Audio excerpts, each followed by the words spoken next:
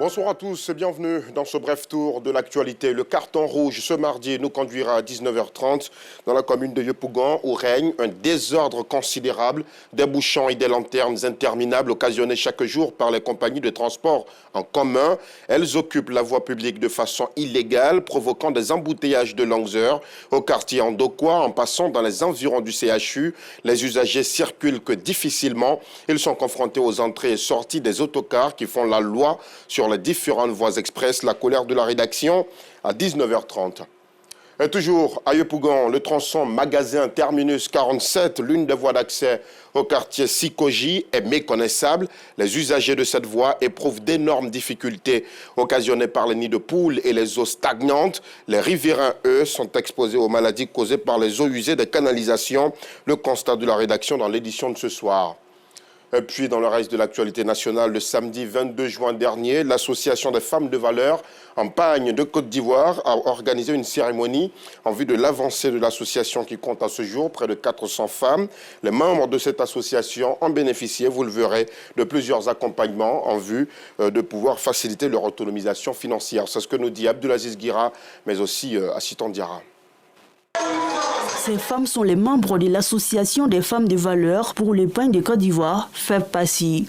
Elles valorisent le pain baoulé dans des vêtements de tout genre. Toutes réunies ces jours, elles sont fières de faire la promotion de ce vêtement de la pure tradition baoulée. C'est une association qui fait la valorisation du pain.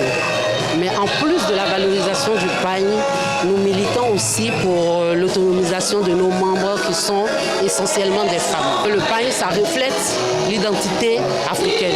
Donc c'est intéressant pour nous que chaque année, nous faisons un clin d'œil un peu au pain traditionnel. Au-delà de la promotion, l'association vise l'autonomisation de la gente féminine. Depuis sa création, la FEBPASI n'a pas cessé d'œuvrer pour l'émergence financière de ses membres. L'association a été créée dans le but de rassembler les femmes, dans le but de créer une cohésion entre les femmes, dans le but également de créer une entraide et aussi de permettre à la femme d'être autonome dans tous les domaines de la vie. Une manière de procéder qui acquiert l'adhésion des femmes et des autorités de la commune du Plateau. Les mères font toujours tout pour que les enfants, la famille soient épanouis.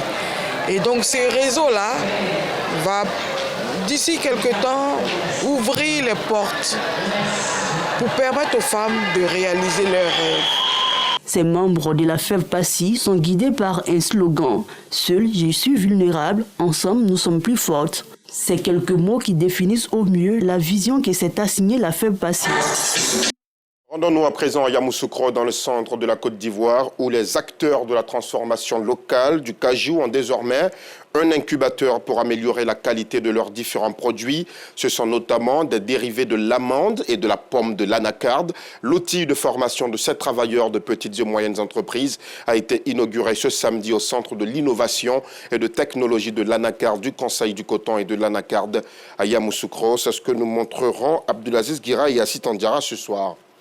Dans l'actualité hors de nos frontières, au Mali, l'opposant Mohamed Ali Bathily est désormais fixé sur son sort. Il a été placé sous mandat de dépôt hier par le doyen des juges d'instruction du tribunal de la commune 5 de Bamako.